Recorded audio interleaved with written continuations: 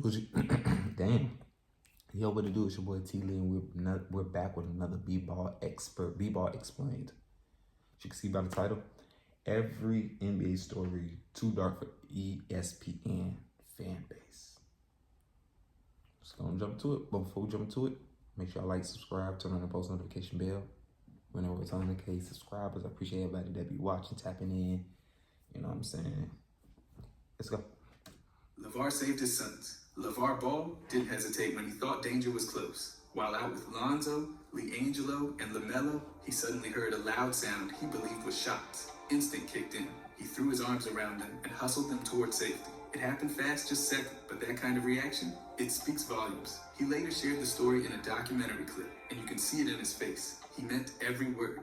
The footage doesn't show the exact place or date, and there's no mention of a police report or confirmation of actual gunfire. But none of that really takes away from the moment. LeVar acted on what he thought was a real threat, and that's the part that matters. In the clip, you can tell this wasn't some dramatic retelling for attention. It was just a dad doing what dads are supposed to do. Protect their kids no matter what. The whole thing's pretty raw, and even though there wasn't an investigation, the way he moved, the way he pulled them close, that's real. No one got hurt, no chaos broke out. But for those few seconds, LeVar believed everything was on the line, and he wasn't gonna freeze. He moved, quickly, deliberately, like a shield. This moment's been making the rounds, and even though it's been a while, it still sticks. Because when it comes to...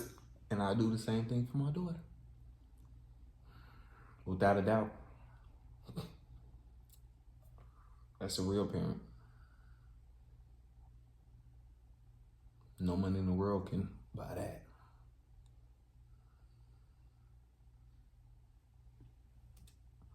Sometimes there's no time to think. You just act. That's exactly what LeVar did. Jordan Bell's stalker nightmare. Jordan Bell's rookie season with Golden State wasn't just about adjusting to the NBA. It turned into something way more personal and disturbing. After posting a photo of himself and his dog online for a promotion, someone managed to figure out his location. That innocent post led a stalker straight to his front door in Oakland. The guy wasn't subtle either. Jordan said he saw the man outside his apartment almost every day for about a week. Glasses, backpack, same creepy boy, he would have got his ass. It wasn't just him being targeted either. His girlfriend got followed during her evening dog walks. She told all that causes for death. Yeah, you're going down, my buddy. You following the mother of my child. Oh, you cooked. I don't give a damn. Oh, I'm a fan of you. If you really a fan, you're gonna respect my privacy. Boy. That's how a lot of y'all, you know what I'm saying? This is for the people that be trying to do weird stuff like this. Don't end up hurt. The guy gave her watch what you're doing. Feeling, just total stranger danger energy. The kind that makes your stomach twist. They took it seriously. They broke their lease and moved out. I would have too. The area would give them some peace. But after Jordan posted another shot online, this time just a simple neighborhood view. Right now, new Bet365 customers bet $5 and get $200 in bonus. And it's sad, you can't even post stuff on the internet these days because people really be on some weird stuff. Sign up and see why it's never ordinary at Bet365. The stalker showed up again. That post had to be taken down immediately. And from then on, Jordan kept things low-key on social media.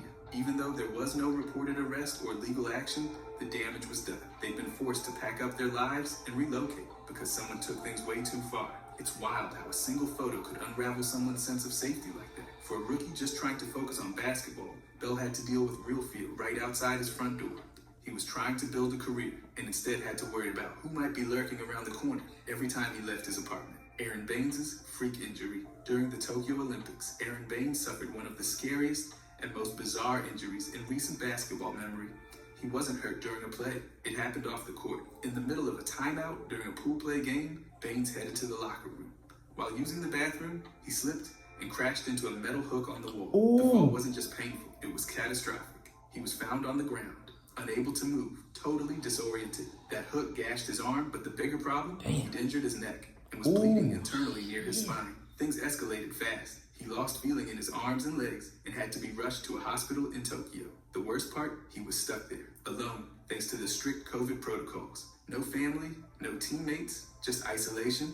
Doctors weren't sure if he'd ever walk again. The guy went from playing at the highest level to lying in a hospital bed, wondering if life as he knew it was over. But Baines didn't give up. He spent months in rehab, grinding through every step, learning learning to walk, jog, and eventually shoot again. By July of 2022, he signed with the Brisbane Bullets to reignite his career. In NBA comebacks, still uncertain, but just getting back to the floor is incredible considering where he started. The whole story flew under the radar, but it shouldn't have. This wasn't just a setback, it was a full-on survival story. Baines didn't just battle back from an injury, he fought to take his life back, one step at a time. Bill Russell's strangest rumor. There's a story floating around that Bill Russell got stabbed by an adult worker named ID during the playoffs. And no, that's not a typo.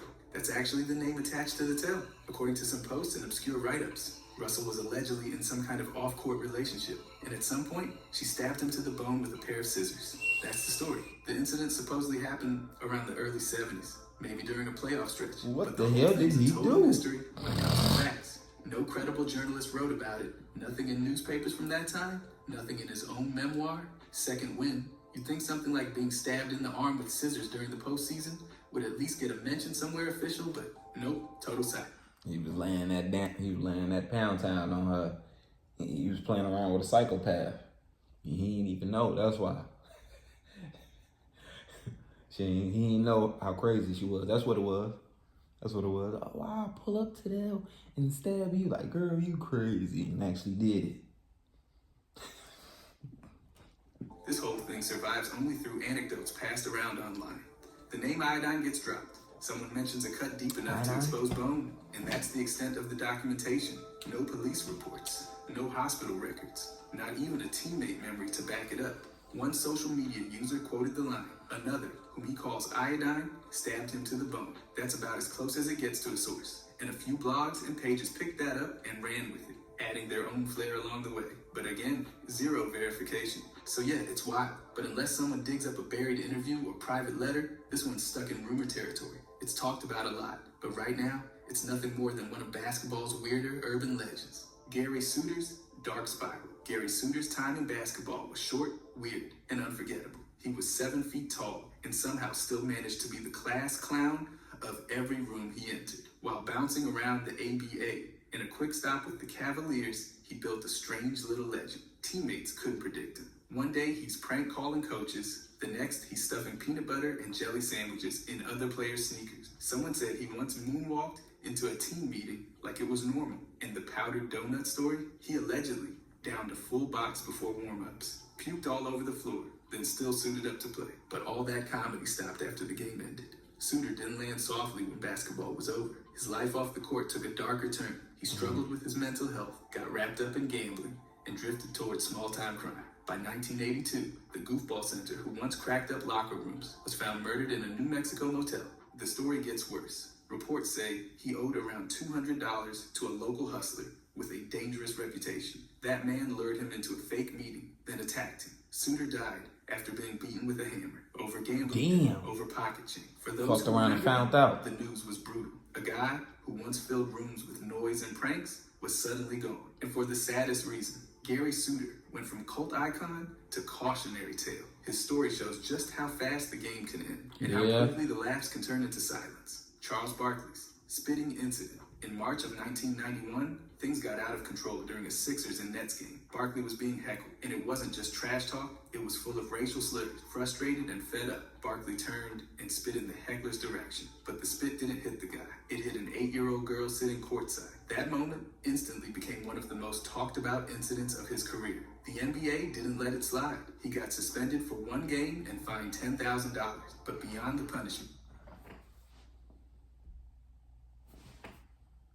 that would have been my daughter. I don't give a damn how tall Barkley is. I don't give a damn what he... I think people like... I don't give a fuck who you got, what you is, your weight, your size, who you got.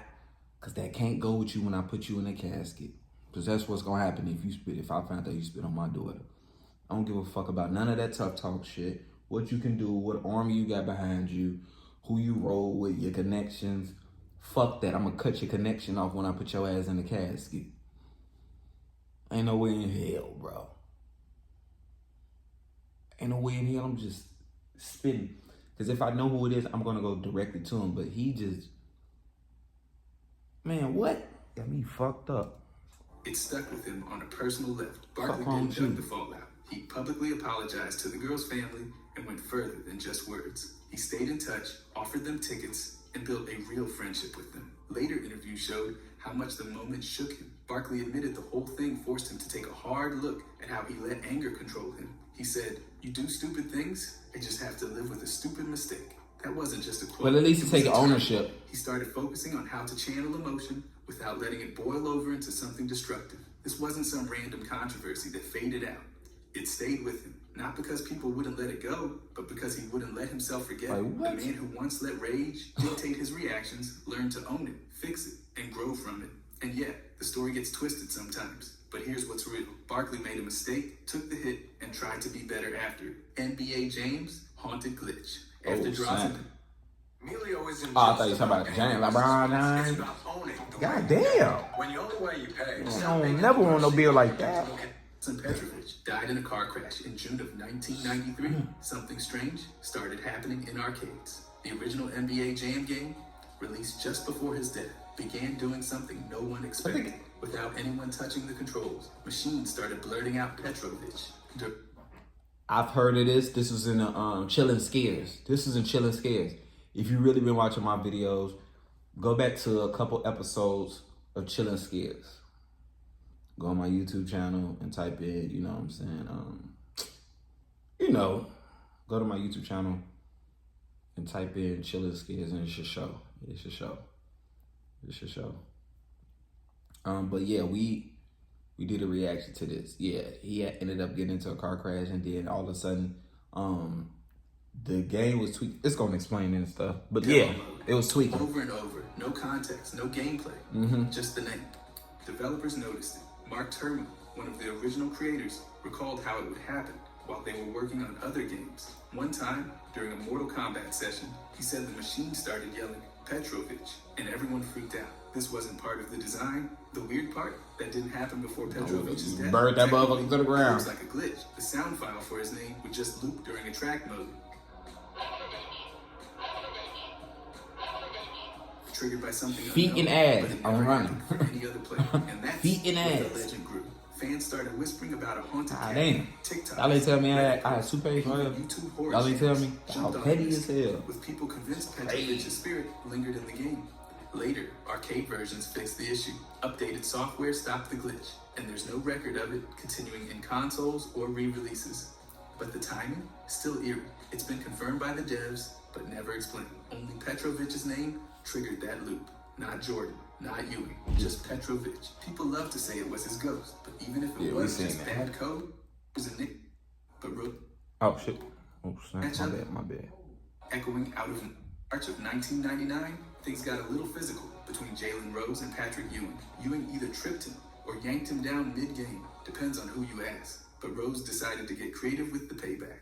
Later that day, at the airport, Rose spotted something that caught his attention. A bulky, top-of-the-line television with a VCR built in. It had Patrick Ewing's name right on the side. Rose didn't hesitate. He grabbed it, just walked off with it, like it was his luggage. No cloak and dagger stuff, just a bold, hilarious swipe. Rose tells the story like it's a locker room fable. He didn't try to hide it. In fact, he laughs while calling it state-of-the-art, like he just pulled off the greatest tech heist of the 90s. According to him, it wasn't about disrespect. It was just a harmless, petty prank to even the score. No arrests, no hard feelings, just a great piece of NBA travel day folklore. That one silly prank became a staple in Rose's Storytime videos, and players still bring it up like it happened last week. It's a perfect example of the behind-the-scenes stuff fans rarely see, where towering athletes with fierce rivalries still act like college roommates trying to one-up each other.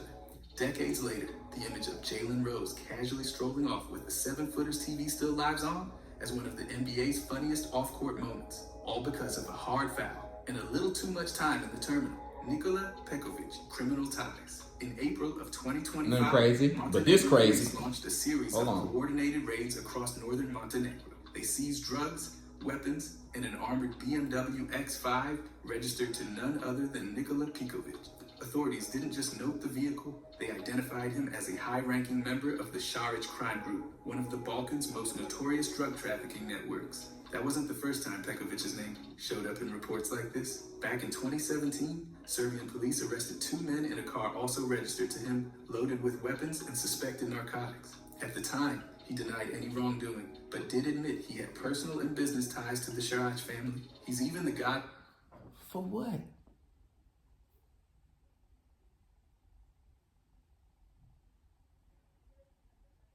What makes you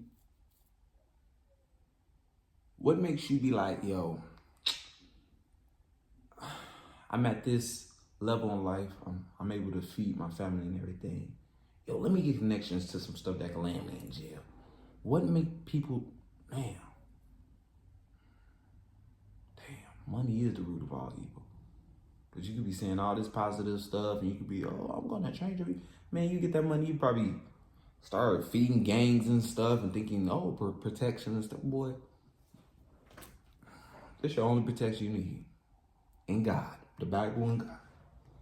It's the only protection you need. This worldly stuff can't protect you. It can't. It can make you feel like that. But even your protection can get demolished. But it's just, I ain't trying to drift off, but why put your career on the line for some bullshit like this? I just don't understand it.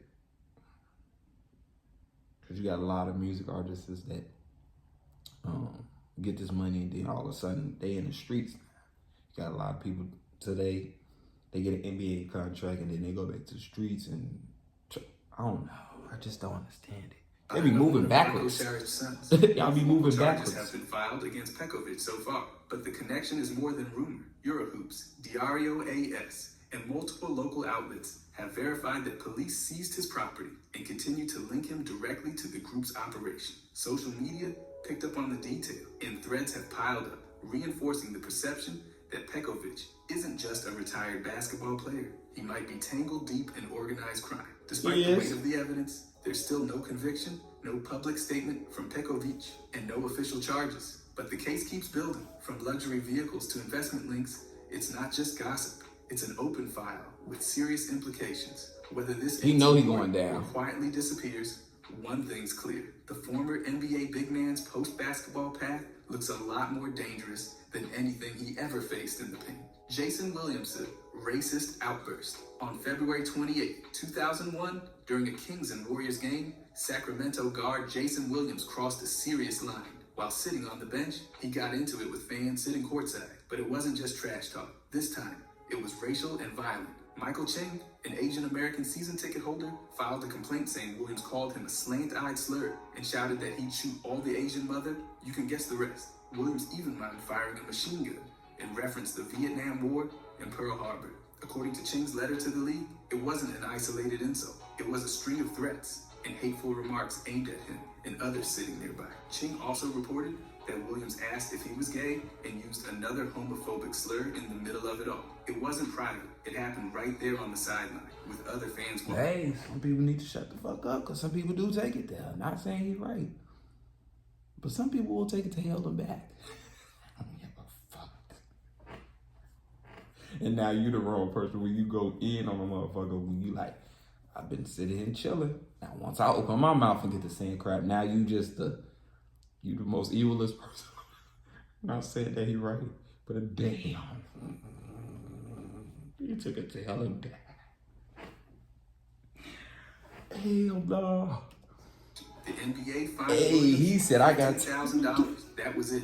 No suspension. No further punishment. Nike pulled out of a planned ad He campaign. said I got time today. Backlash hit hard in the Asian American community. Williams did issue a written apology, saying he regretted offending anyone. But for many, it didn't feel like enough. This wasn't a rumor or an exaggerated headline. It was real, documented by the league, confirmed by witnesses, and reported across national outlets.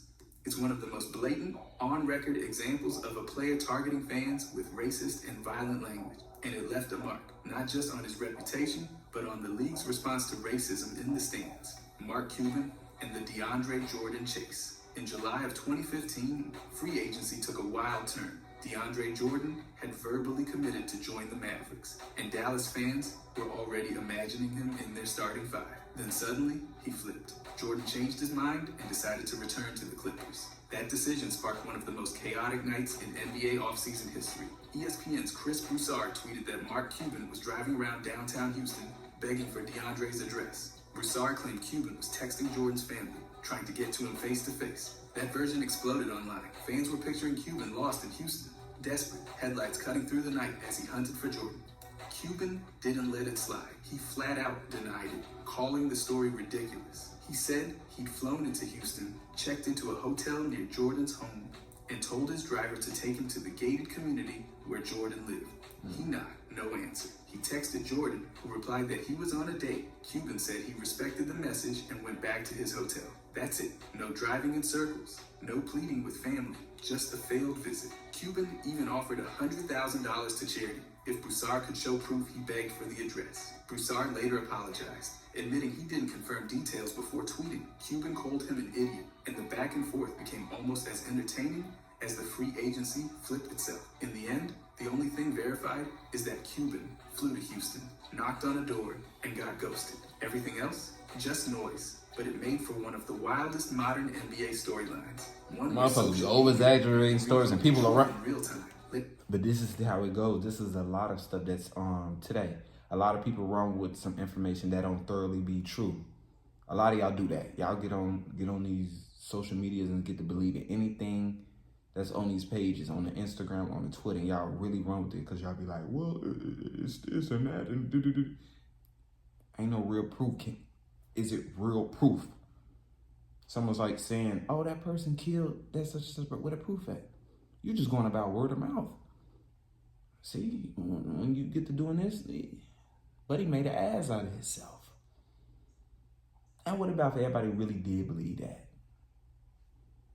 And then somebody would have got on Cuban ass, like. Bird's nine-fingered greatness. Right before his rookie season in 1979, Larry Bird shattered his right index finger playing softball with his brother back in Indiana. Not a sprain, not a jam. A full-on crushing. The knuckle was ruined, and he lost most of the mobility in that finger on his shooting hand. Most guys would have gotten surgery or rehabbed it properly. Bird didn't. He taped it up, adjusted his form, and kept it quiet. That one injury changed his shot forever. He couldn't flick the ball like he used to, so he shifted to relying on timing, arc, and feel. Mechanics thrown out the window. He made it work anyway. That's the craziest part. Nobody even knew how bad it was while he was torching the league. His passes, just as wild. Bird's famous bullet passes and trick bounces were all delivered with a dominant hand that didn't even fully function. That busted finger didn't stop him from winning 3 Most Valuable Player awards or 3 championships. It didn't stop him from becoming one of the greatest forwards of all time. If anything, it somehow made him even more dangerous. Bird once admitted he had to change his shot permanently. He couldn't shoot like everyone else, so he shot like Larry Bird and still dominated. Teammates said if his hand had been fully healthy, his shot would have been untouchable. As it stands, it was already terrifying. So yeah, he did all of that with 9 working fingers. That nigga slid in there. Just tape, toughness, and pure basketball genius. That's the kind of quiet legend people forget, but it changes how you look at every highlight he ever made. The ABA's foul game. On October 26, 1972, the Virginia Squires faced the Denver Rockets in what became the most bizarre game in ABA history. Denver's coach, Alex Hannum, decided to run an experiment. He told his players to intentionally foul any Squires player who tried to shoot in the fourth quarter. This wasn't desperation, it was deliberate. Hannum wanted to test how extreme a team could play without ruining their chances. The results? A statistical disaster. Denver racked up 56 fouls in the second half alone. 7 players fouled out. They only dressed 10, so by the final minutes, only 3 were eligible to play. Referees let 2 disqualified players stay on the court, but every foul after that resulted in a technical. Virginia shot 56 free throws in just the fourth quarter, making 53.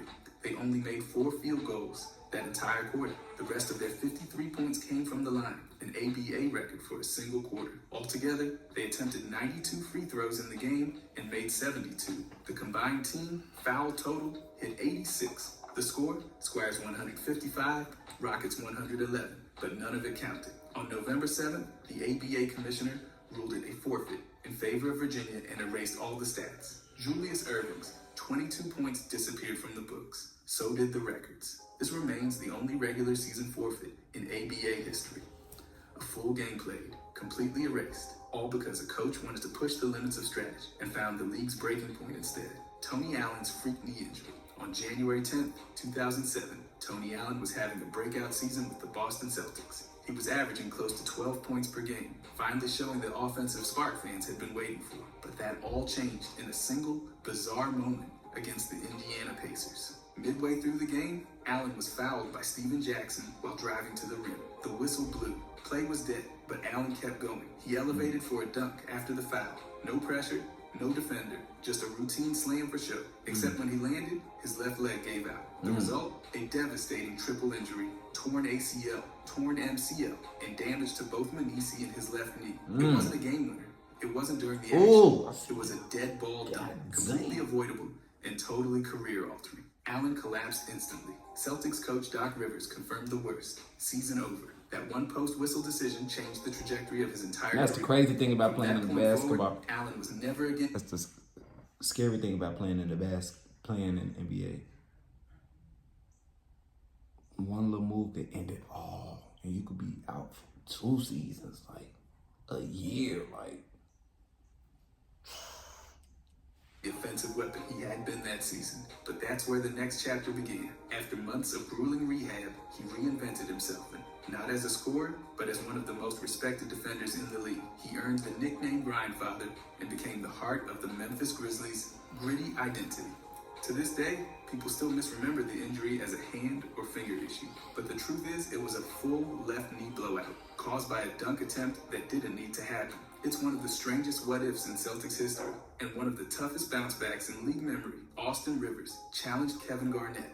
Back when Austin Rivers was just school junior, he somehow found himself at a Boston Celtics practice and made a decision that most teenagers would have only joked about. He called out Kevin Garnett to play one-on-one, and not as a gimmick.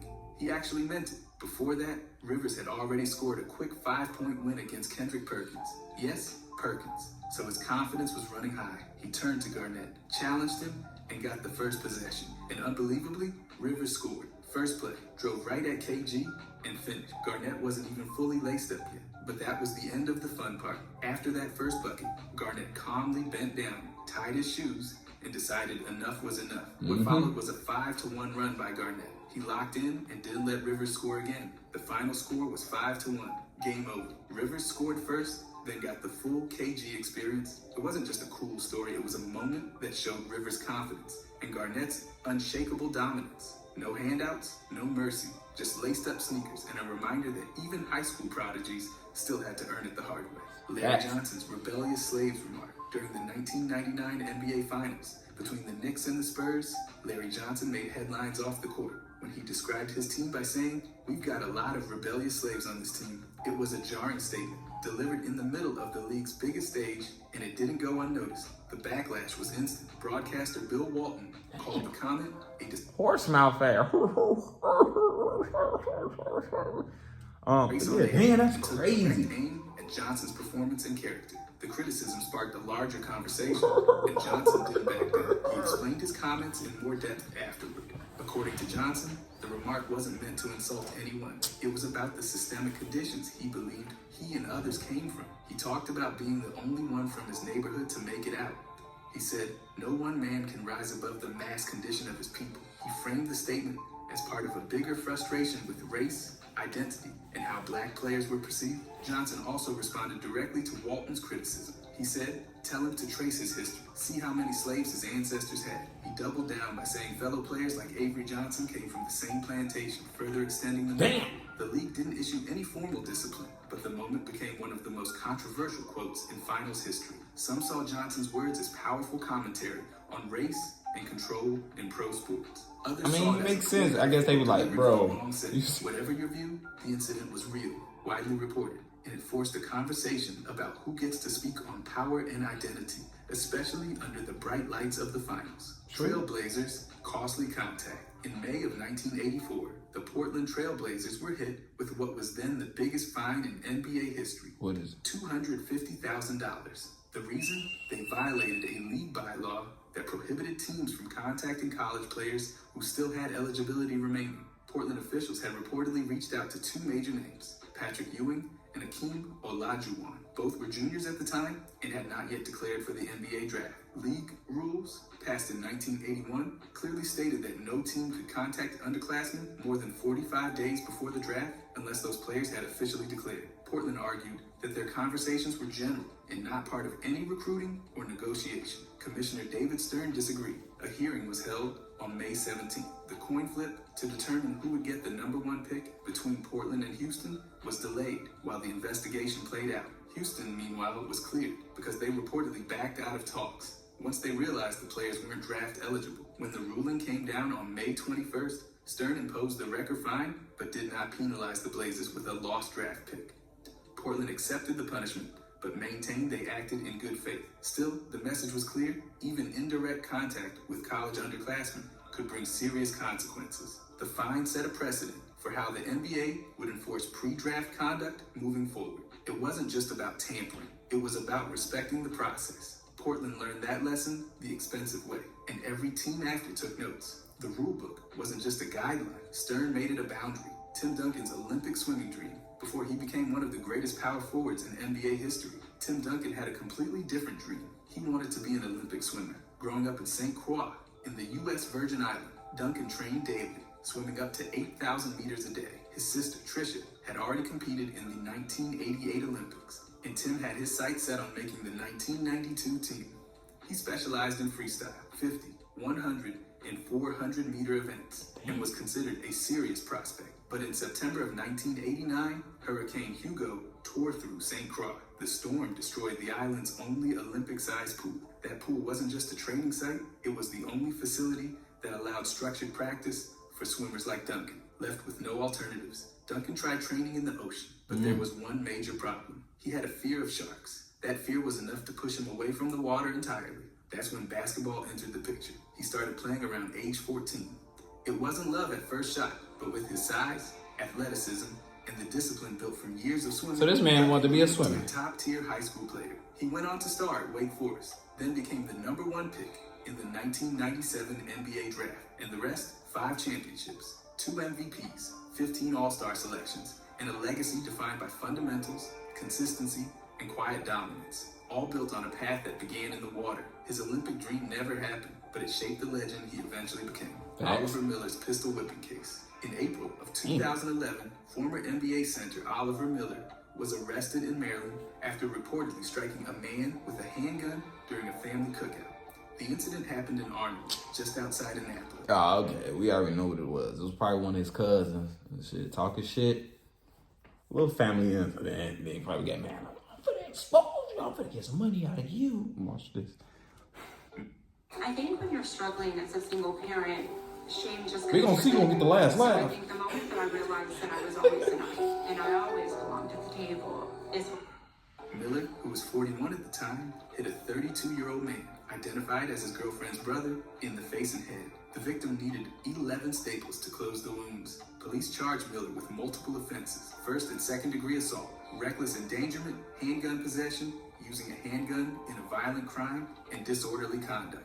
It was one of the most serious legal incidents involving a former player in years. In November that same year, Miller pleaded guilty to 2 charges: first-degree assault and carrying a handgun. At sentencing, the judge gave him 5 years for the assault charge, but suspended 4, meaning Miller served 1 year. On the handgun charge, he got 3 years, with all but 30 days suspended. He also received 5 years of probation and was recommended for work release. The charges stemmed from an argument that escalated, and the court determined Miller used the weapon during the altercation, not just displayed it. The sentencing judge, Paul Hagner, emphasized the seriousness of the offense, but acknowledged Miller's cooperation during the legal process.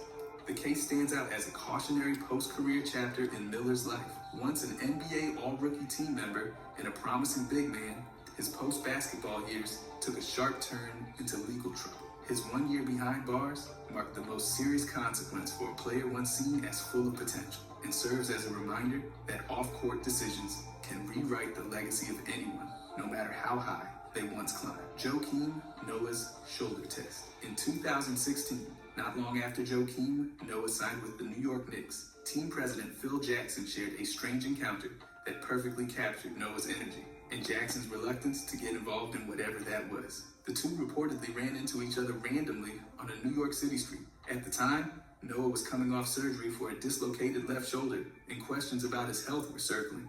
According to Jackson, Noah was eager to prove he was ready to go, and not just with words. Noah supposedly told Jackson to test the shoulder strength himself by doing a pull-up on his arm. That's not a metaphor. Noah literally invited the team president to grab onto his outstretched arm and try to lift himself, as if the future of his Knicks tenure hinged on impromptu sidewalk gymnastics. Jackson declined. He told reporters later that he wasn't about to perform a pull-up off a freshly repaired shoulder. Still, he took the gesture as a bold vote of confidence from Noah, proof that he was physically ready, or at the very least, determined to show it. The moment never made it into highlight reels or press conferences, but it became one of those odd, quotable side stories that stuck. A mix of classic Noah, fiery, dramatic, a little offbeat, and classic Phil, calm, amused, and not even a little tempted to test the rotator cuff of his newest big man in the That's how cool Phil Jackson is. The performance, but it gave the Knicks one of their weirdest injury check-ins ever. Jerome James showed up out of shape. In 2005, the New York Knicks signed Jerome James to a 5-year,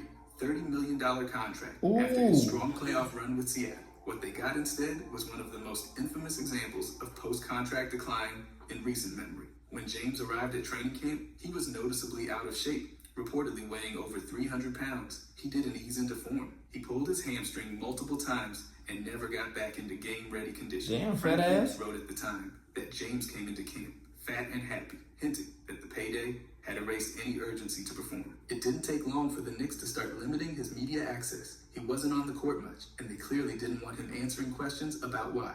By January 2nd, 2006, he was suspended outright for not being prepared to practice. Not for an outburst, not for conduct, just for being too out of shape to function in an NBA workout. That season, he averaged 3.1 points and 2.1 rebounds. He didn't give it in. That's what the Knicks got for $30 million. No progression, no impact, and wasted all that money.